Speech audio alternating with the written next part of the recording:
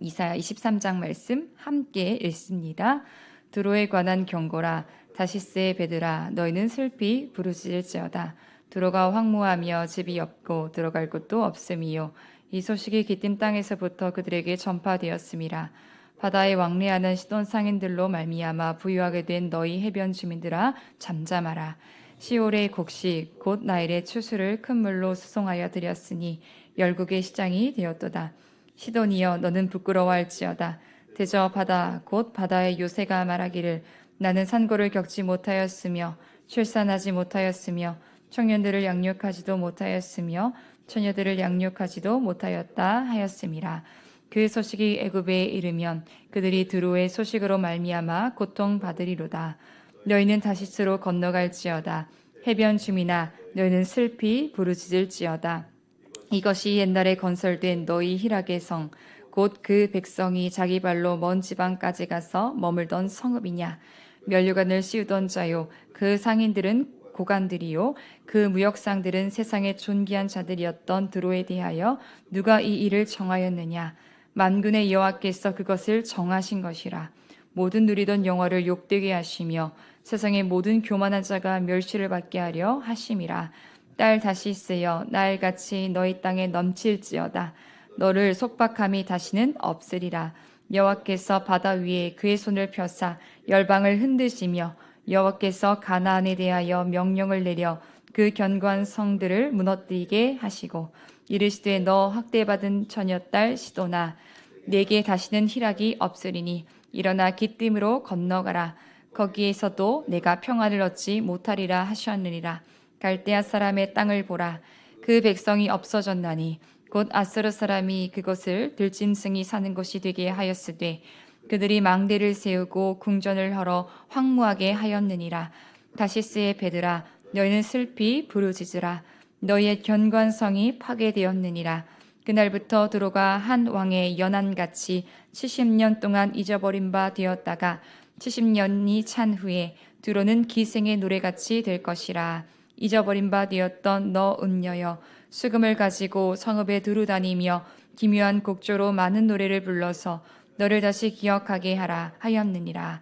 70년이 찬 후에 여호와께서 두로를 돌보시리니 그가 다시 값을 받고 지면에 있는 열방과 음란을 행할 것이며 그 무역한 것과 이익을 거룩히 여호와께 돌리고 간직하거나 쌓아두지 아니하리니 그 무역한 것이 여호와 앞에 사는 자가 배불리 먹을 양식, 잘 입을 옷감이 되리라. 아멘. 여러분, 우리 마음 가운데 자리 잡은 것 중에서 가장 무서운 것이 무엇인지 아십니까? 그것은 다름 아닌 교만입니다. 이 교만의 사전적인 정의가 이렇습니다. 잘난 체하며 뽐내고 건방짐. 또한 라이프 성경 사전에 보니까 이 성경 사전에서는 교만을 이렇게 정의 내리고 있습니다. 잘난 체하며 겸손하지 않고 방자히 행함. 능력을 과시하며 자기를 최고로 자랑하는 행위. 한마디로 요약해 보면 나 잘났다, 하나님의 은혜와 도움 필요 없다 라고 말하는 것이 교만이 아닐까요? 여러분, 이처럼 하나님의 은혜와 하나님의 도우심이 필요 없다, 내가 알아서 다 할 수 있다 라고 말하는 교만, 그 교만의 최후가 여러분 무엇인지 아십니까?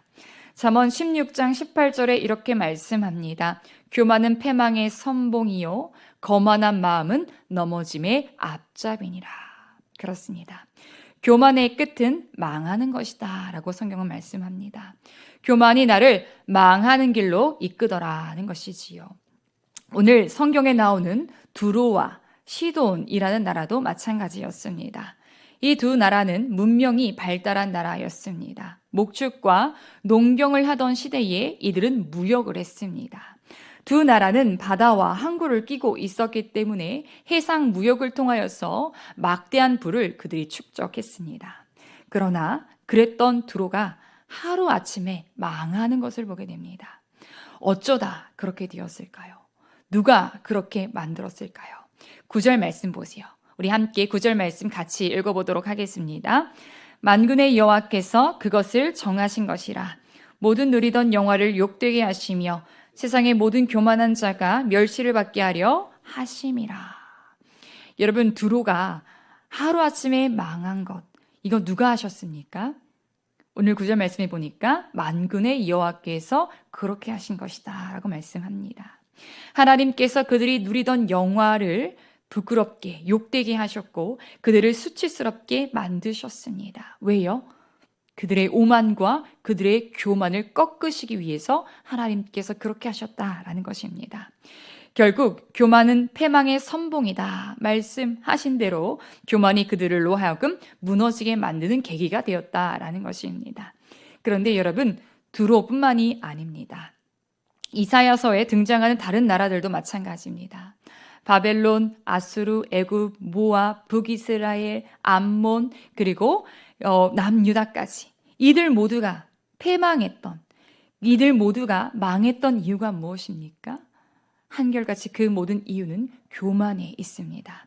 잠언 21장 4절 말씀 읽어보니까 마음이 교만한 것과 악인이 형통한 것이 죄라고 말씀합니다. 하나님께서 보셨을 때에 마음이 교만한 것이 바로 죄라는 것이지요. 뿐만 아니라 잠언 6장 16절 말씀 읽어보니까 하나님께서 싫어하시는 것 7가지가 나오는데요. 그 7가지 중에 가장 첫 번째가 무엇인지 아십니까? 잠언 6장 17절에 가장 먼저 등장하는 단어는 바로 교만한 눈입니다. 하나님께서 가장 싫어하신 것이 바로 교만이다라는 것이지요. 하나님이 교만한 나라들은 지금은 찾아볼 수 없도록 다 멸망시키셨음을 우리가 기억해야 합니다. 그런데요, 오늘 성경 말씀 읽어보니까 두로라는 나라의 운명이 여기서 끝나는 것이 아님을 보게 됩니다. 15절 말씀 보세요. 우리 15절 말씀 같이 한 번 더 읽어보도록 하겠습니다. 그날부터 두로가 한 왕의 연한같이 70년 동안 잊어버린 바 되었다가 70년이 찬 후에 두로는 기생의 노래같이 될 것이라. 하나님께서 70년 동안 그들을 잊어버린 바 되게 하겠다 말씀하시죠. 그리고 이어지는 17절 말씀 보시면 70년이 찬 후에 여호와께서 두로를 돌보시리니 그가 다시 값을 받고 지면에 있는 열방과 음란을 행할 것이라 말씀하시는데요. 이게 무슨 뜻이냐면 70년 뒤에 잊혀졌던 두로가 다시 부활하여서 다시 해상무역을 시작할 것을 말씀하고 있습니다. 하나님께서 두로라는 나라를 망하게 하셨지만 시간이 지나면 다시 하나님께서 그 땅을 회복시키실 것을 말씀하고 계신 것입니다. 그런데요, 이전의 모습과는 전혀 다른 모습으로 하나님께서 그들을 회복시키는 것을 보게 됩니다. 어떤 모습일까요? 우리 18절 말씀 같이 읽어보도록 하겠습니다.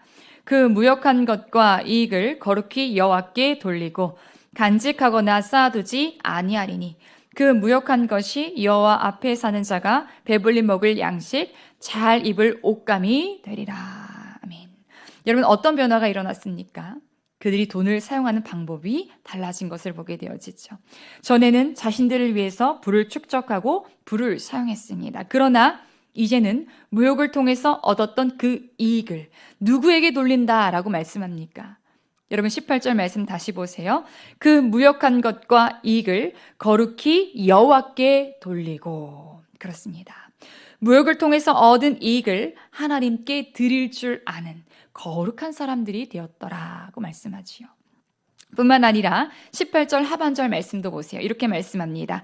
여호와 앞에 사는 자가 배불리 먹을 양식 잘 입을 옷감이 되리라 말씀하는데요. 이제는 두로 사람들이 자신을 위해서 물질을 간직하거나 쌓아두는 사람들이 아니라 하나님 앞에 사는 자들이 배불리 먹고 잘 입을 양식이 될 수 있도록 기꺼이 자신의 것들을 나누는 사람들이 되더라고 성경이 말씀합니다. 여러분, 누가복음 16장 13절에 예수님께서 이렇게 말씀하셨습니다. 너희는 하나님과 재물을 겸하여 섬길 수 없느니라. 사랑하는 성도 여러분, 오늘 하나님을 섬기며 살아가는 우리는 하나님과 재물을 겸하여 섬길 수 없습니다. 오늘 두로라는 나라를 우리가 반면교사 삼아야 합니다. 두로는 망하기 전에 정말로 물질을, 돈을 주인으로 섬기며 그 돈을 쫓아 살아갔습니다. 돈이 그들의 주인이 되어 살다 보니까 하나님이 보이지 않았습니다. 하나님을 주인으로 섬길 수 없었습니다. 결국 그들은 교만해졌고 그들은 패망의 길을 걸을 수밖에 없었습니다. 그러나 오늘 70년 뒤에 하나님의 은혜로 다시 회복된 드로는 이제는 돈이 아니라 하나님을 섬기는 그런 사람들이 되었습니다. 그래서 그들이 또다시 돈을 벌고 그들이 부유해졌지만 재물을 자신을 유익을 위해 쓰는 사람들이 아니라 하나님의 영광을 위하여서 주님을 따르는 사람들과 나누는 그런 사람들이 된 것입니다. 오늘 말씀 마치며 사랑하는 성도 여러분, 오늘 하나님과 재물을 겸하여 섬길 수 없다라고 말씀하시는데요. 오늘 여러분이 진정으로 섬기는 주인은 무엇입니까? 하나님이십니까? 아니면 물질이십니까? 여호수아가 말했습니다. 너희가 섬길 자를 오늘 택하라. 오직 나와 네 집은 여호와를 섬기겠노라 라고 고백했던 것처럼 바라기는 오직 하나님만을 선택할 수 있는 지혜로운 하나님의 사람들이 다 되시기를 주님의 이름으로 축복합니다. 뿐만 아니라 사도 바울이 우리가 살아도 주를 위하여 살고 죽어도 주를 위하여 죽나니 우리가 사나 죽으나 주의 것이로다 고백한 것처럼 우리가 정말 겸손한 마음으로 사나 죽으나 주님을 위해 살아갈 수 있는 저와 여러분들 되시기를 주님의 이름으로 축복합니다. 아멘.